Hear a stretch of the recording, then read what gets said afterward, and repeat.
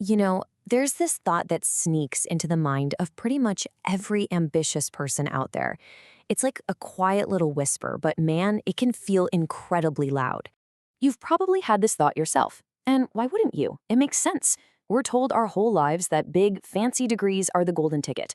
We see it everywhere. Companies bragging about their MBA hires, universities promising these amazing life-changing careers.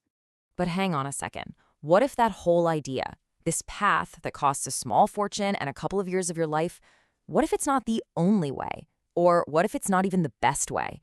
Well, that's exactly what we're going to tear down and rebuild in this explainer.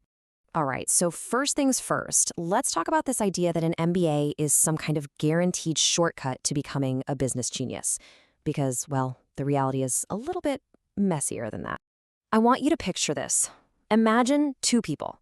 They both have 2 years to dedicate to learning business. Person A goes the traditional route, dropping a huge amount of cash and time on an MBA program. Person B, they decide to become a practitioner. They read the game-changing books, they roll up their sleeves and learn actual practical skills.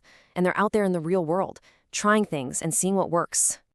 So here's the tough question, the one we really have to ask. After those 2 years are up, who really gets business on a deeper level?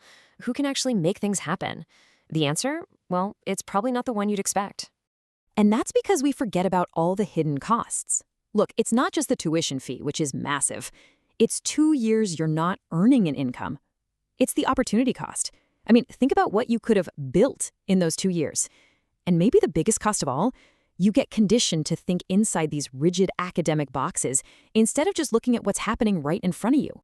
So if that traditional path is so unbelievably expensive in more ways than one, what's the alternative?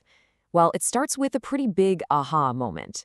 Business itself is way, way simpler than the universities and consultants want you to believe.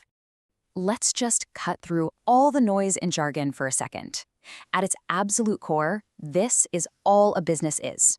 You create something valuable, you deliver it to people who want it, and you do it in a way that actually works and makes enough money to keep the lights on. That's it. Seriously, no secret club, no secret handshake. In fact, you can break down literally any business, from the guy selling coffee on the corner to a giant like Apple, into these 5 simple parts. Make something good, find your audience, sell it to them, deliver what you said you would, and manage the money so you can do it all again tomorrow. If you understand these 5 things, you understand business. Period. Okay, so if the old way is broken and the core ideas are actually pretty simple, then what does this new path even look like? Well, it's all about you taking the driver's seat in your own education. And that's where this idea of a personal MBA comes in. Now, to be clear, this is not a piece of paper you get in the mail. It's a fundamental shift in your mindset. It's a whole system for teaching yourself what actually moves the needle on your own time and applying it directly to real life. Now, the really fascinating part is figuring out why we're so scared to do this. And it usually comes down to these mental roadblocks. We have this business anxiety, thinking we don't know enough. We get stuck in the certification trap, believing only people with a degree are allowed to play. And of course, good old imposter syndrome, that feeling that someone's going to find out we're a fraud. These fears feel so real, but they're just wrong. And here's the real game changer. The key is to shift your focus. Don't just memorize a bunch of marketing tactics, understand the deep principle of why people pay attention in the first place. Don't just copy some sales script. Understand the principle of how human trust is built. See, principles let you adapt to anything. They let you solve problems you've never seen before. That's real intelligence. And when you just lay it all out, side by side, the contrast is just stark. On one side, you got this slow, expensive, theory-heavy path that's all about getting the credential. On the other, you have a path that's flexible, practical, affordable, and 100% focused on one thing: building real skills, as fast as possible.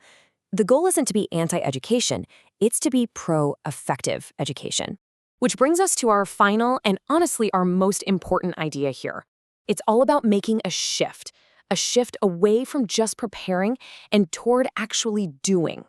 For decades, this is the question that ambitious people have been asking themselves over and over.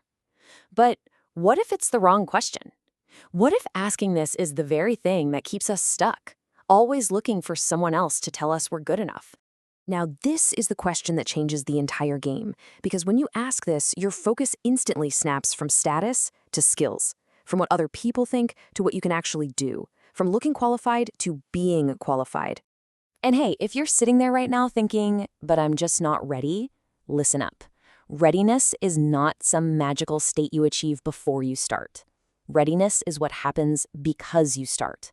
You get ready by doing the thing. You get ready by learning from your mistakes. You get ready by making changes. And most importantly, by just not quitting.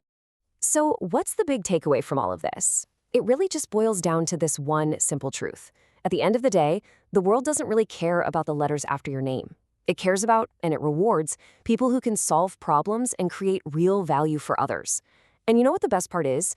Anyone, and I mean anyone, including you, can learn how to do that.